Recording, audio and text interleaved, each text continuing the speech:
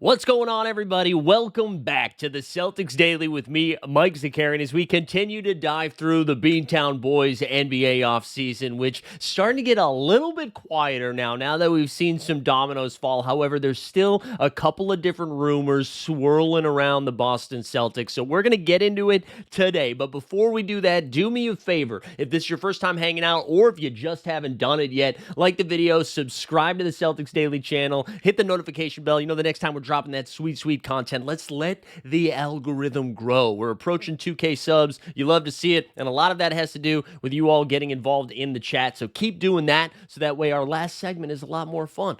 Let's get going, though, and this is going to be a gross one, all right? So I don't know if you need to take some Tums or some Pepto-Bismol before we even get started, but look at some of the names on this cryon, all right? We're starting with Ben Simmons because, yes, there is legit reporting right now that Ben Simmons, who, by the way, here are some nicknames for Ben Simmons on the basketballreference.com page. These are real. I'm not making it up. Simo the Savage, the Young Socialite, Fresh Prince, Peacemaker, Benny the Yank? Who came up with the Yank? What does that even mean? Pause. Big Ben, the Wizard of Oz. These are some Ben Simmons nicknames. Get out of here. But let's go to some of the reporting of Mark Stein, the Stein line, Steiny Mo, if you will. And the fact that this is the report, you know it's legit. Ready? This is from the Stein line. League sources say that the Suns have also had some recent dialogue with former All-Star Ben Simmons, who I'm told has drawn interest since free agency began from Boston, also New York, and Sacramento. And I gotta tell you guys, this does not move the needle. Actually, it does move the needle for me, but in like the incorrect direction. It's like a reverse. What's like the opposite of Viagra? It's like a reverse effect. I'm not interested in having Ben Simmons come to the Boston Celtics. And here's the thing. It's kind of a dichotomy because I'm rooting for Ben Simmons. I think it's sad when someone who had like all-NBA, consistent all-NBA potential, defensive player of the year, multi-time all-star, all of those things were right there for him. And then just something happened. A switch happened and then his back broke and he just could not get it together. I'm rooting for him to have some sort of rehabilitation, some recovery, or redemption arc. I just don't need it to be for the Boston Celtics. So Simmons spent the last season with the Los Angeles Clippers, or some of the last season with the Clippers, in 51 games, which I honestly was stunned he played 51 games. That's about 45 more games than I thought he played. He averaged 5 points, basically 5 boards, and 5 assists per game on 52% from the field, 72% from the line, and he literally did not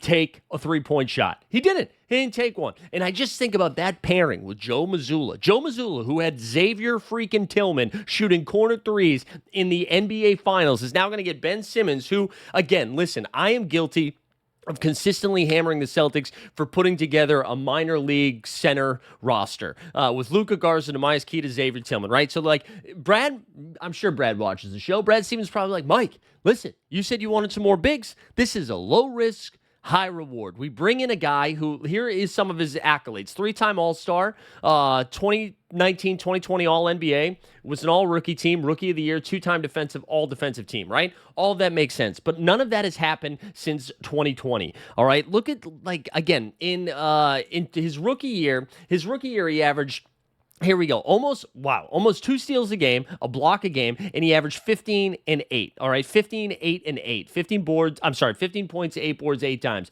Then he went 17 points, 9 boards, 7 dimes. 16 points, 8 boards, 7 dimes. 14 points, 7 dimes, 7 boards. That was in 2020, 2021. After that season, he has yet to average more than 7 points per game.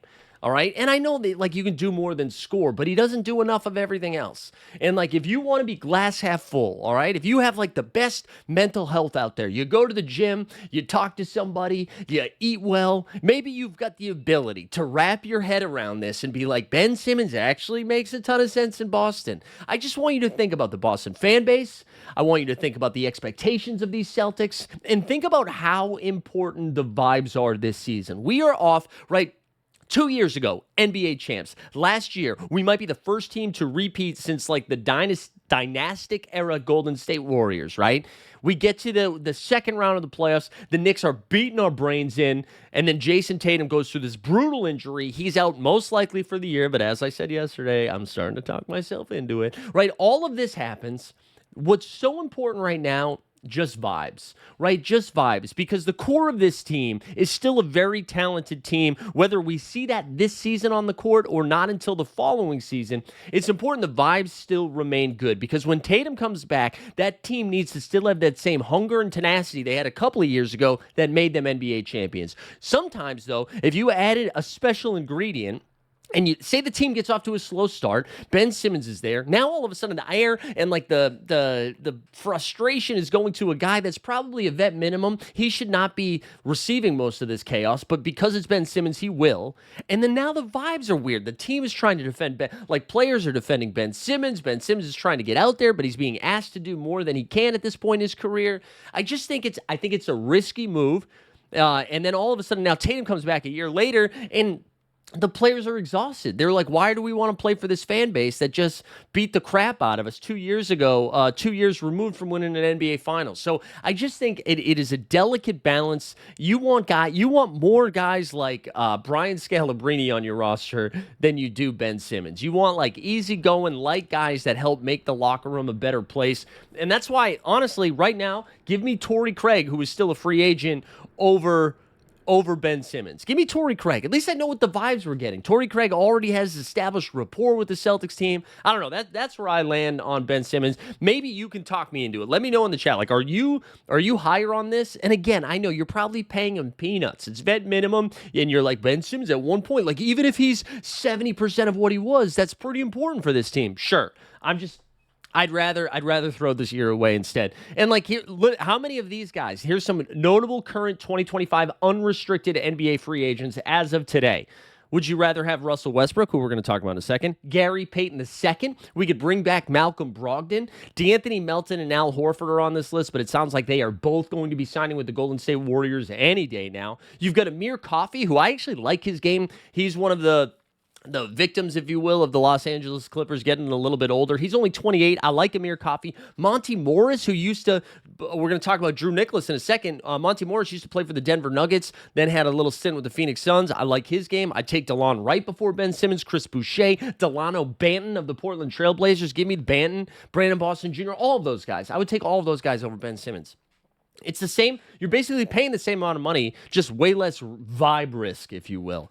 All right, there we go. That's it. That's my Ben Simmons rant. Again, curious to hear what you all think. Let's go to Hustle Russell Westbrook, because Russ, the reason I brought Russ up today, and I don't know, we saw Damian Lillard go back to Portland, right? We saw Chris Paul go back to the Clippers. Does Russ?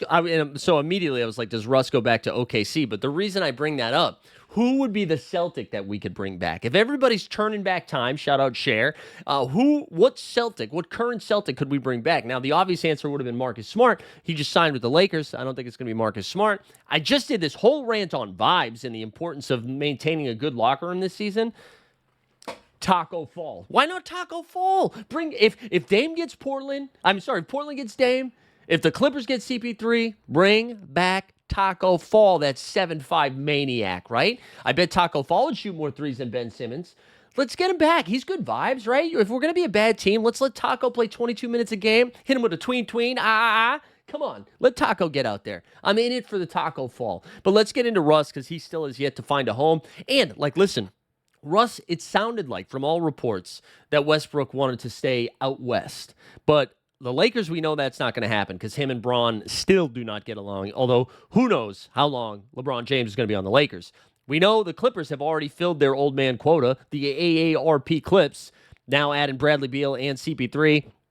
Russ isn't going over there. Does he want to go to Phoenix? I'm trying to think of what other West Coast teams. I can't imagine Russ making sense with the Golden State Warriors. However, if the Warriors do lose Gary Payton, maybe they need a guy that can fill that role, but I don't think he plays enough defense to do it. But one thing I did want to point out about Russ, he was playing last season, according to reporting, with 2 broken bones in his hand.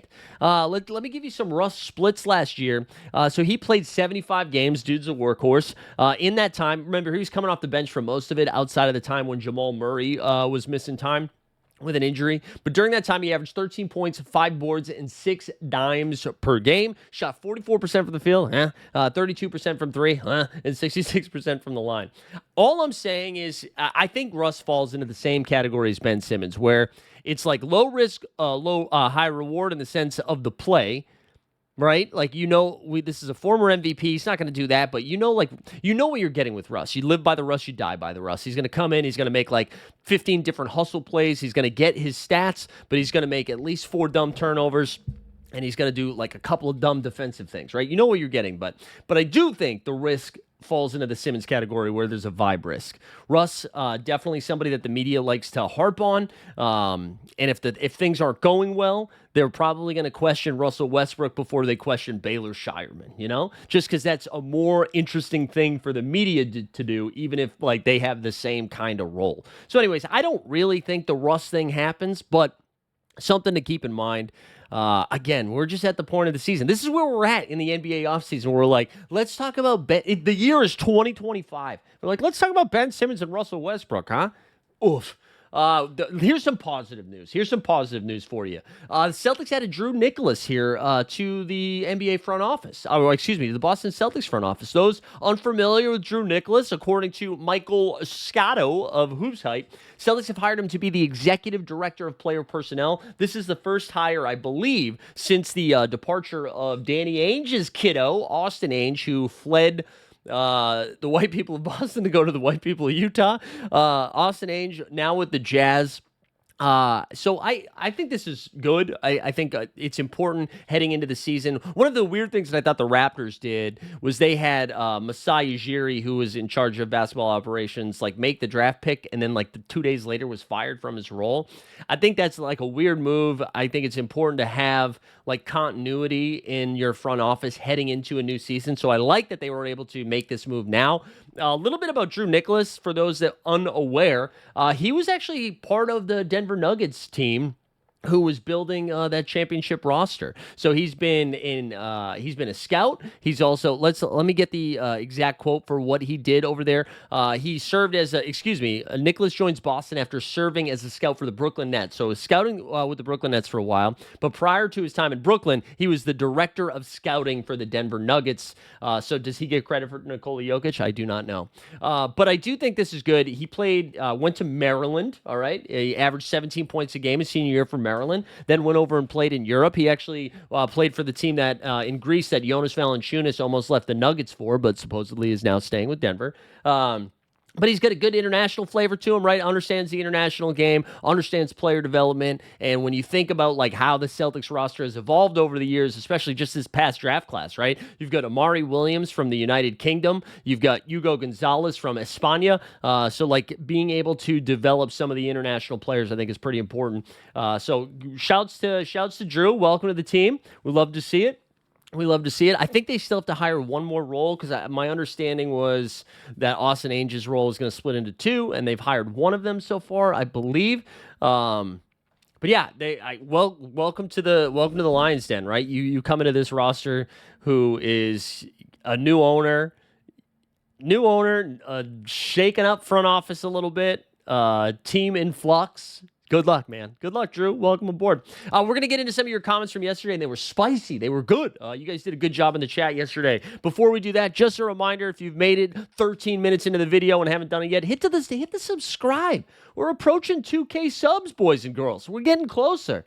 Shout out Neo. Closer. We're getting closer. All right, let's get into the comments. Here we go. So, Sabonis, we went both sides of the coin here on Sabone Bone. But before we do that, David Hill, 5211 says, the NBA owes us the number 1 pick after what they did for Tim Duncan and Kevin Durant. I forgot about the Duncan one and the Durant one, to be honest. I forgot that we kind of got boned on that. Celtics were the favorites to land Timmy Duncan, and instead we got pick 3 and pick 6, which turned into Chauncey Billups, who Rick Pitino traded like 40 games into the season, and Ron Mercer, who low-key, I really liked Ron Mercer when he was on the Celtics. I think because I was young and I remember seeing him in Kentucky. That's why. So we got that. And then but I will say the Kevin Durant one, even though we didn't win the KD sweepstakes, we did win an NBA title, right? We did win an NBA title because we didn't get KD, but that turned into KG, Ray Allen, and an NBA title. So I ain't mad at it. But let's get into some of this. We've got Elka Bronski, 1SP1 says yes on Sabonis. It's a no-brainer. Scott Gaylord also said no doubt on Sabonis. The trade you mentioned works, or if you want to save salary. Oh, also, by the way, just in case you didn't see yesterday, the trade I mentioned was Simmons, Hauser, Niang, and a couple picks for Sabonis. He said the trade you mentioned works, or if you want to save salary and picks, trade Jaylen Brown for him. If you want to trade and save more money, trade Brown and Simmons for Sabonis and DeRozan. Listen, I hate to be this guy that does this because I do it a lot. We got to put a little bit more respect on Jaylen Brown's name. Jaylen Brown is a far more valuable asset than Domantas Sabonis. And I know Jaylen Brown makes $50 million a year. That makes people uncomfortable. Let me just tell you this. It's not your money. It's okay. Let them spend that money. Let them. Who cares? Who cares? Would you be mad at your colleagues if they got a raise? That means you're probably going to get a raise too. I want them spending money. Anyways, Jaylen Brown, you don't like him for that, and you don't like him because sometimes he can't dribble with his left hand, which I'll be honest, also frustrates me. JB is an above-average, borderline elite wing defender, can shoot the three ball, can attack the rim, can hit the mid-range, and can facilitate as a secondary playmaker.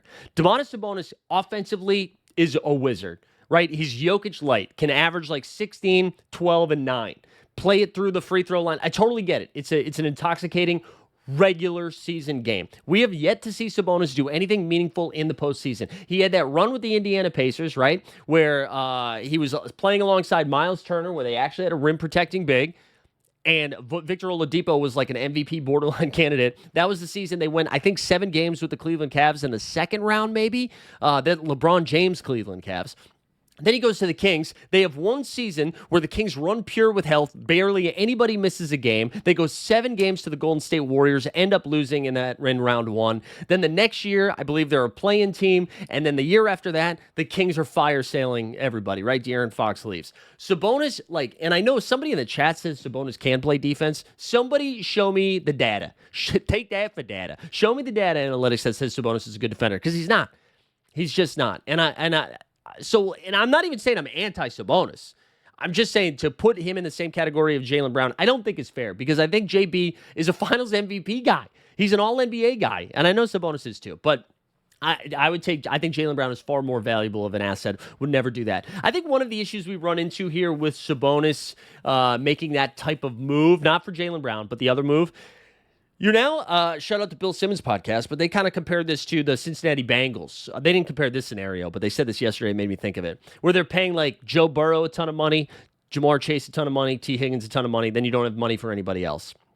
I don't know if that model works in this NBA. We just saw the Thunder pay a ton of people, but they're in a different situation, and honestly, those salaries don't kick in for another season, so I don't know.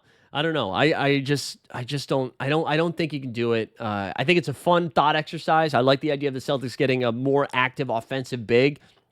I don't think you can do it for Jaylen Brown and this price point. I wanted one more comment. Our guy Metro Busman 8620 said, I would trade those 4 players and 2 picks to Sacramento for them to keep Sabonis. Now that is hate in your heart, and I like that. I like that energy. You're like, you know what? I don't want Sabonis so much so you can have all these players just to keep him away. Let's get his dad, though. Let's get Arvydas Sabonis. Bring him on over. Anyways, that's going to do it for today. Appreciate everybody hanging out. As always, we will be back tomorrow, hopefully with 0 Ben Simmons talk. Hit the subscribe on the way out.